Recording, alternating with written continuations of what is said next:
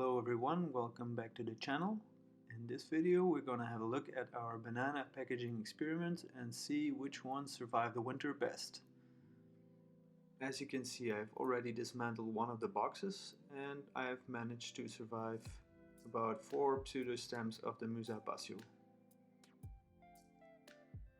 Looking back at how many pseudostems I placed in the box last year, was about 12. I actually lost 8 pseudostems during the winter. We did have quite a fierce winter with minus 15 degrees Celsius or minus 5 degrees Fahrenheit, but I usually tend to lose a couple of stems because of the moisture inside the box. Alright, so it seems that boxing the bananas with straw is actually quite a success story, even though we had a very strong winter. Now let's have a look at the bananas that have been packaged with fence work and mulch. Compared to the boxes, the unpacking of the fence work is a little bit easier. You can just dislodge it, lift it out of your garden, and you're good to go. There's very little cleaning to it, there's not much stuff sticking to it, and you don't have to deal with straw or any dust. I just roll up the fence work again, and once it's rolled up, connect it, close it off, and this can be just stored in the basement for next year. During the last video I also talked about slicing up your bananas before you compost them. And here you can see the reason why. So it's the Japanese fiber banana, and once it's dried up, the leaves, the stems, it all becomes a stringy mess of spaghetti. You do not want this in your compost heap because it takes about 3 to 4 years to fully degrade. So each time you're trying to take out compost, it's just a big mess. So that's the reason why you're much better off slicing this up.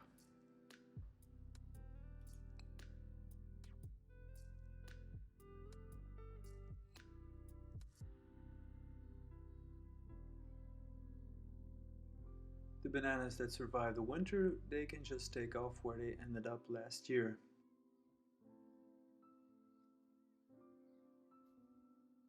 And for the stems that didn't make it, they will be replaced by their younger siblings.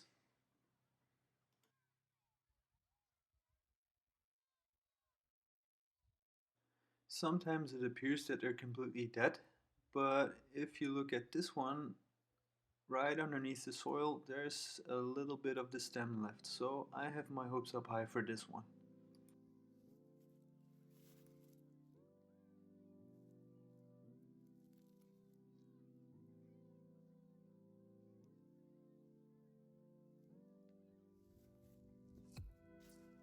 And here on the side where we didn't work with the box, you can already see that there's a couple of young ones poking out of the soil.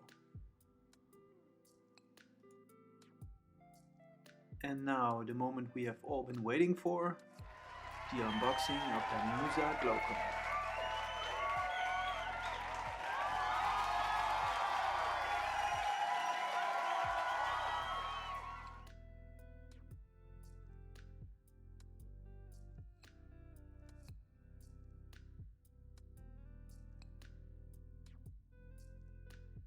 After taking off the lid, I found a little surprise. It's a little wasp nest. Yeah, right there. It's just so beautiful. It's like a little lampshade or something. Really nicely done. Thank God it was empty, so I just think that my banana box wasn't the best place to live in. The best thing about these boxes is that with a couple of simple hinge locks, you can just open the panel, take it away, and you have access to the hay from top to bottom. It's just really easy to clean off everything.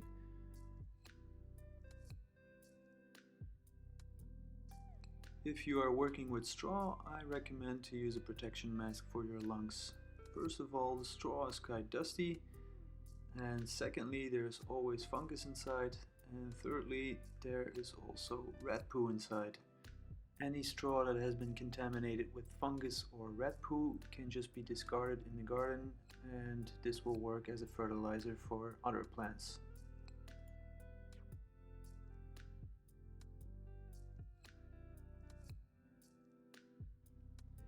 In this clip you can clearly see all the dust that arises each and every time I'm picking up some of the hay. This is the reason why I'm wearing this face mask, because you want to avoid getting this into your lungs.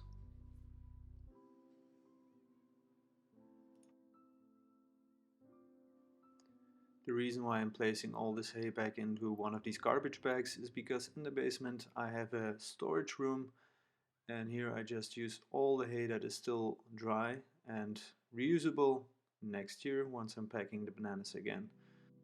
So we're almost done here, just a little bit of quick cleanup, and I just leave the last piece of straw because it's humid anyway, and this can provide some extra nutrition for the banana plant. If you're thinking that this isn't looking great, then you're absolutely right. So in order to check if there's still anything alive inside, I'm just going to squeeze the stem a little bit and see if there's any solid parts. This seems to be the case at the very base of the plant, so I have a little bit of hope left for this one. And since I'm a very curious person, I'm just gonna slice this up and see if anything green is left inside.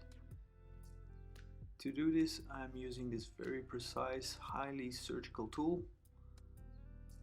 As expected, in the first cut there isn't much green visible, so it all felt kind of mushy, and yeah, it's basically rotten. So let's try a little bit deeper and see if we can find any signs of life in here.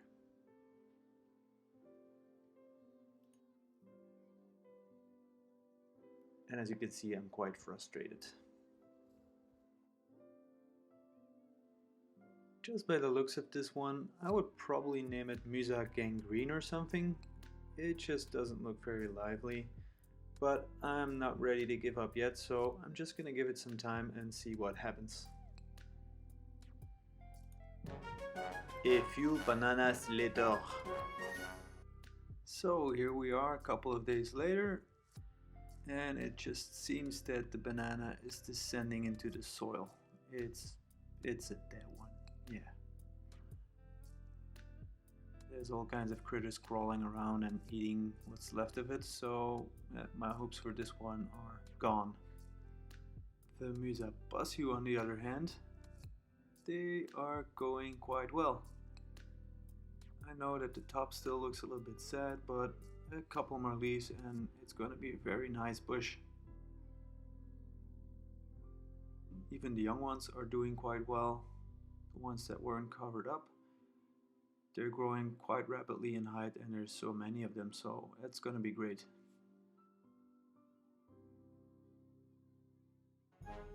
A few more bananas later. Jumping a couple of weeks ahead, the poppies are starting to show up, and you can see that the bananas are really growing rapidly. Since the glaucum died on me, I decided to place the Enseta morelli in the same place. It's the one that I extracted from last year, and you will see that this has extraordinary rapid growth.